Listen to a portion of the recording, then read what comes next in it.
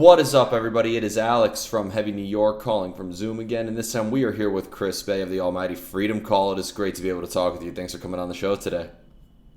Hey Alex, thanks for your invitation. We are Oh, doing great. yeah. It's an honor to have you here, man, especially with this new album. Silver Romance is absolutely kick-ass.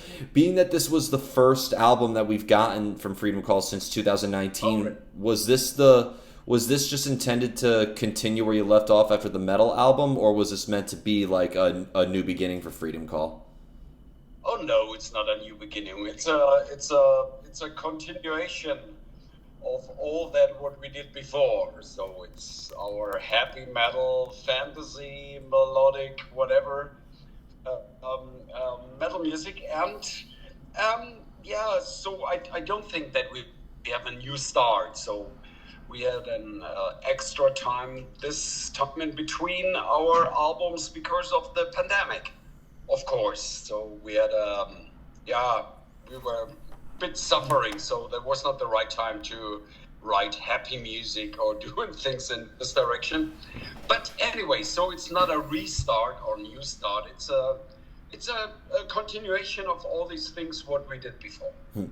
So for people who haven't heard the album yet, because it definitely has everything we love from albums such as Crystal Empire to The Circle of Life to Beyond to now.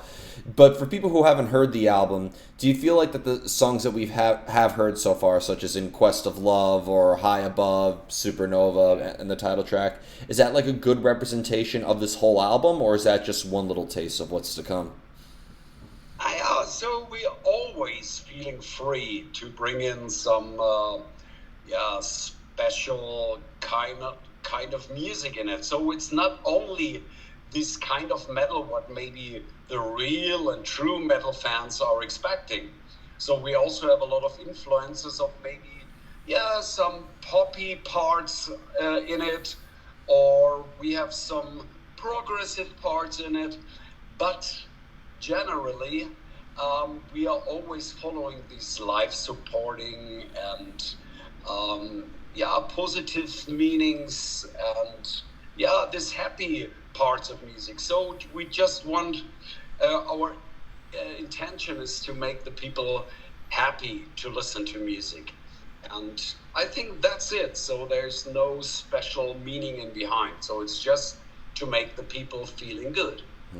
When it comes and being that you mentioned that because during the pandemic this wasn't the time to write happy music, and it's funny, somebody said a joke one time, I forgot where, it was like on some metal page, like a joke saying that a side effect of COVID is that all the happy metal bands are going to turn doom, like that's good. So Yeah, that yeah, that's quite similar to my idea about that. So what I'm talking to the people when they're saying, "Hey, Chris, why didn't you write so many songs in this pandemic? There were enough time." And I said, "Yeah, I would be able to write songs. Maybe it would be black metal or death metal or something like that. But I was not able to write this happy music what people are expecting from Freedom Call." I wanted to ask that, kind of like a silly question, but like, because you've toured with bands, like for instance, playing on like 70,000 Tons of Metal, where you're playing with like a lot of black metal or death metal Yeah, bands, or if yeah, you do a tour and like My Dying Bride or Catatonia are playing or something yeah, like that. Have you yeah. always been like, a lot of people have the unfair assumption that metal is all anger and negativity. I think that's bullshit. But you guys are like one of the happiest metal bands of all times. Have you always kind of been like the standout on every tour package in a way? Uh, yeah, so I'm personally thinking totally free and liberal. So when you're touring in countries like Sweden or Scandinavia, so it's a normal thing that the billing of these festivals are sometimes totally mixed in between different music styles.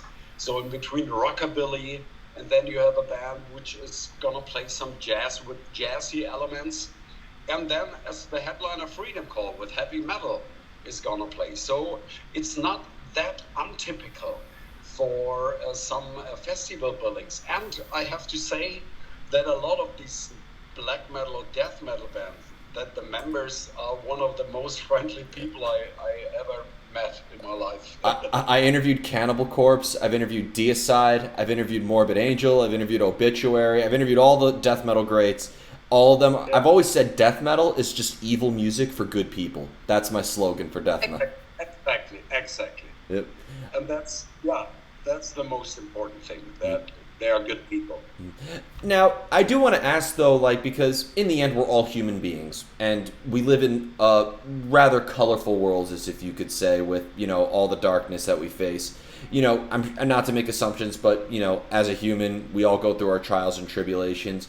Has there ever been a time where maybe negative aspects of life or negative experiences was a means of inspiration for music, or do you just kind of like to leave all of like your struggles, for lack of better words, out of the music and just use this as a pure escapism?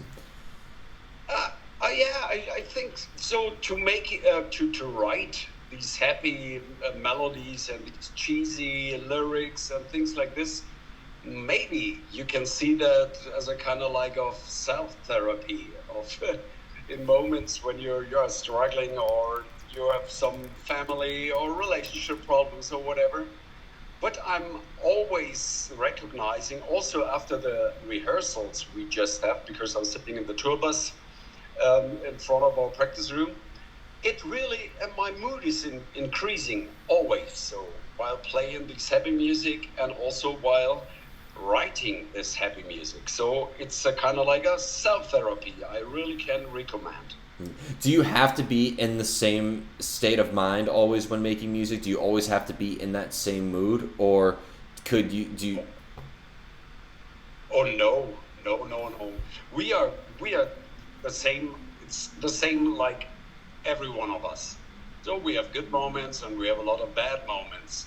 So that's a normal thing. So we are not different people because we are doing happy metal music, but we have a very positive attitude, and I think we are living in a way that we are trying to support everyone, and we are life supporting, and but we are like every one of us, so we also have our problems. That's not the thing.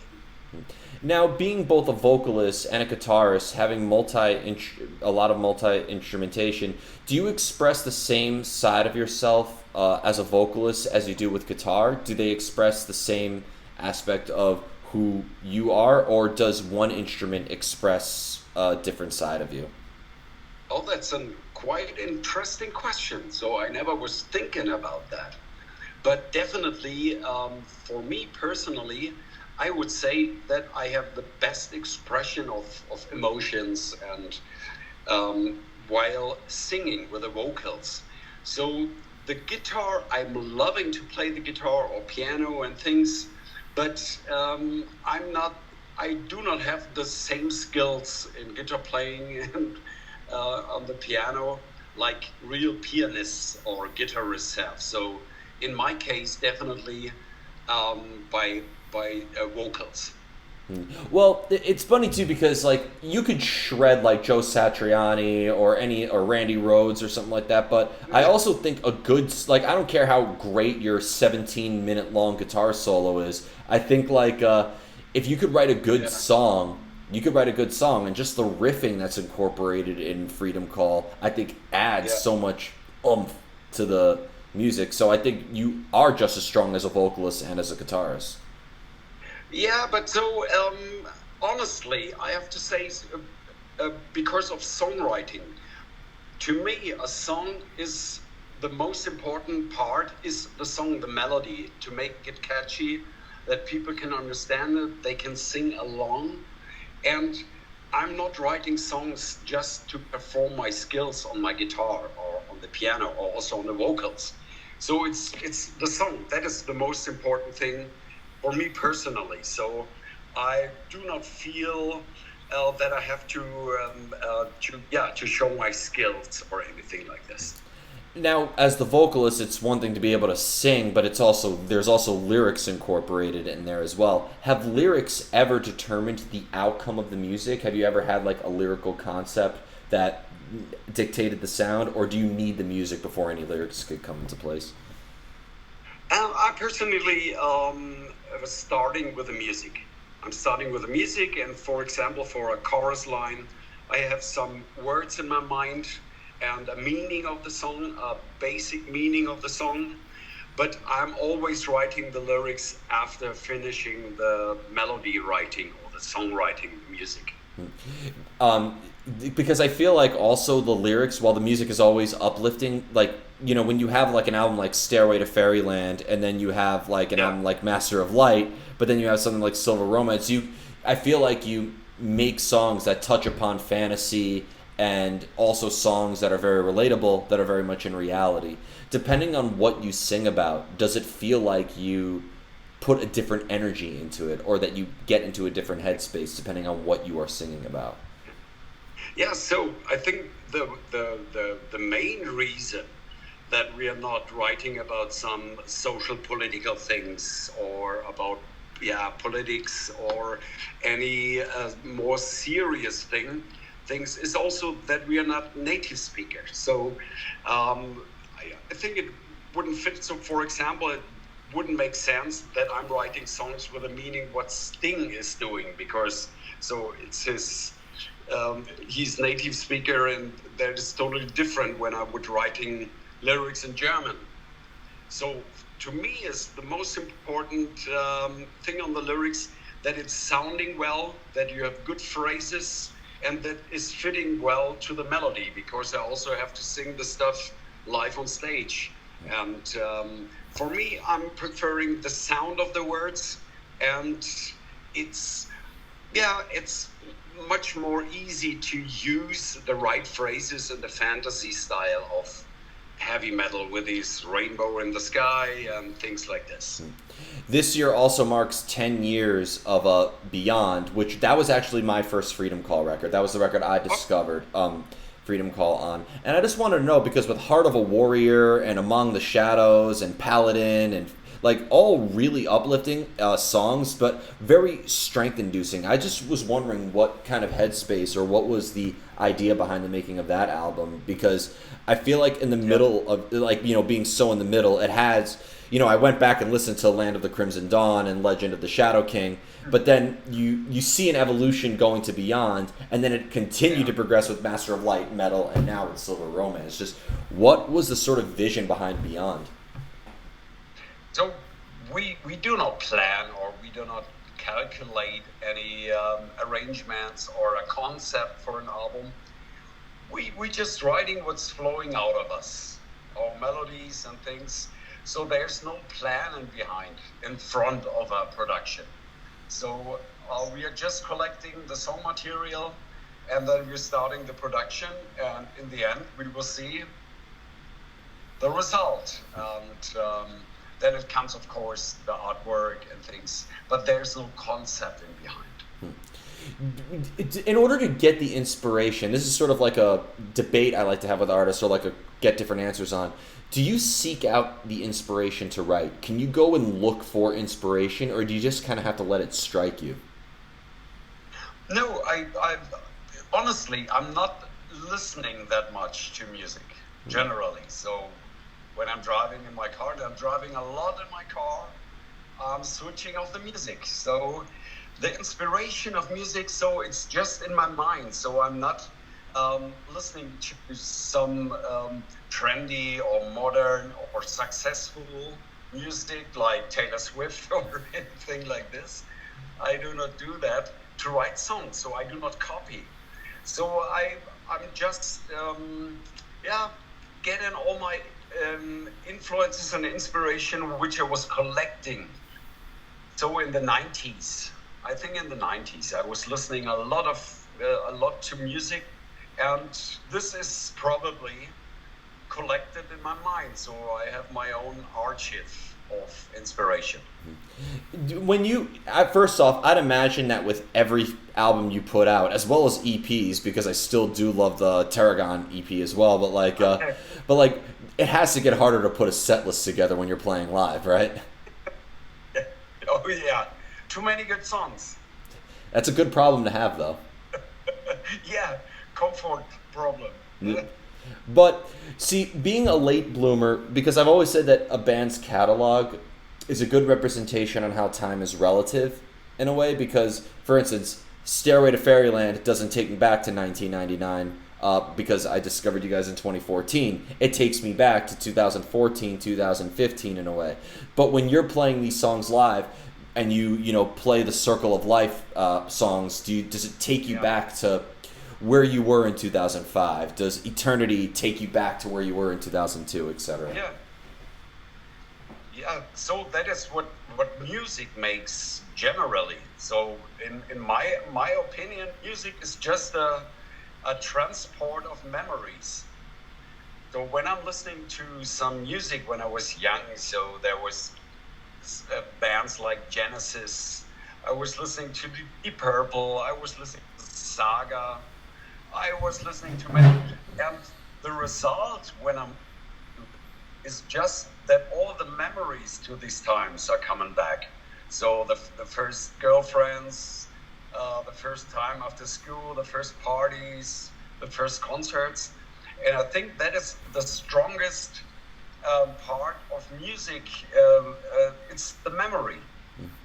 And I think that's one of the beautiful things about music is that I don't know about you, but like listening to certain songs almost brings back not just memories, but you almost smell. It brings back certain smells. It brings back certain like actual feelings and tastes and all that too. Exactly. Yeah. And maybe that could be a reason that a lot of people are saying that the older music, the older songs were much better than the music, the current music, what you can listen to in the radio or wherever. I think that is the reason, because the people were young, they had less responsibilities in their lives, and they felt generally better, and that is the reason why they are preferring to listen to the old music.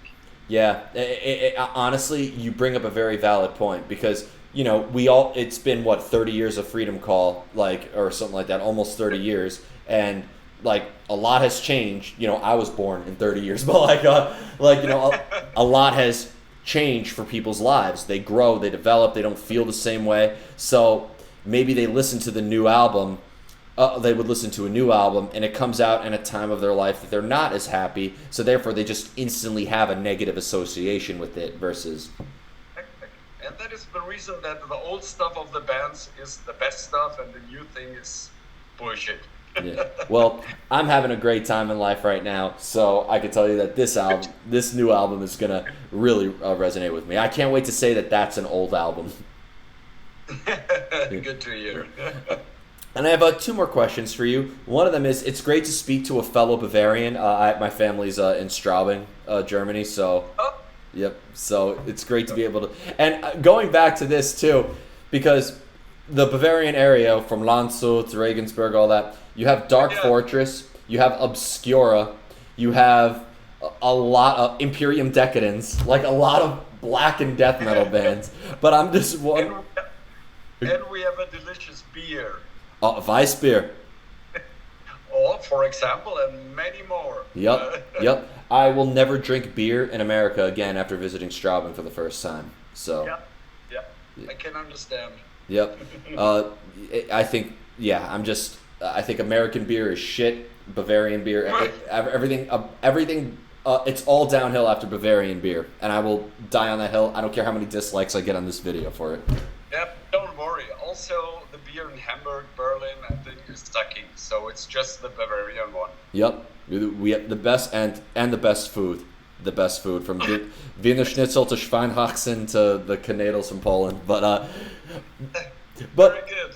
How was the scene in Bavaria? Because my family history continued. Like, my grandfather was the owner of the Coliseum in Regensburg at that time, so there was a lot of clubs happening in that area. I'm just wondering what when Freedom Call first started, what was the sort of scene like in a way? Because the history with Accept and Destruction and Creator and Tankard and so on.